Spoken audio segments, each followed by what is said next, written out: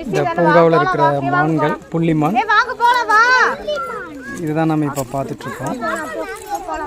புள்ளிமான் இருக்கிற அந்த பகுதிக்குள்ளார குரங்குங்களும் இருக்குது.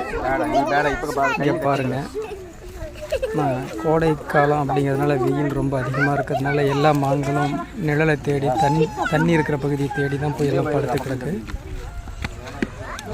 அப்படியே மீறி பாருங்கள், இங்கே மர நிழலில் தான் நிறையா இருக்குது. நான் உங்களுக்கு ஜூம் பண்ணுறேன்.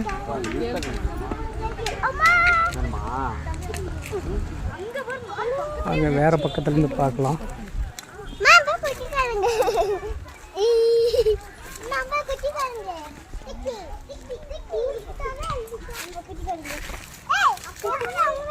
மான்கள் எல்லாம் நிழலில் படுத்துட்டு இருக்கிறதுனால நமக்கு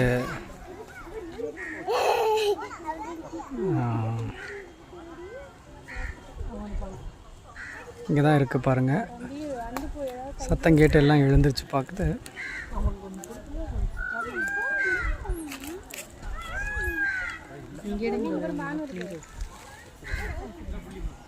இதுதான் புள்ளிமான்.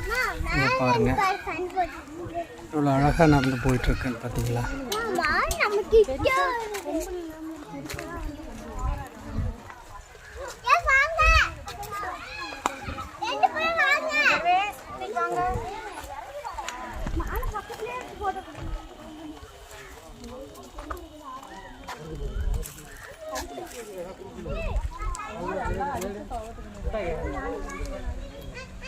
குட்டிங்கெல்லாம் நிறையா இருக்குது இதில். இந்த குடும்பத்தில் சின்ன சின்ன மான் குட்டிங்க இருக்குது.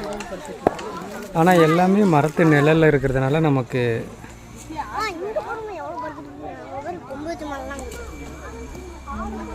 தெளிவாக தெரிய மாட்டேது.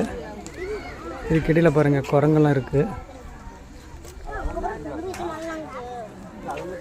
ஆமாம், கொம்பூச்சி மான்லாம் நிறைய இருக்குது.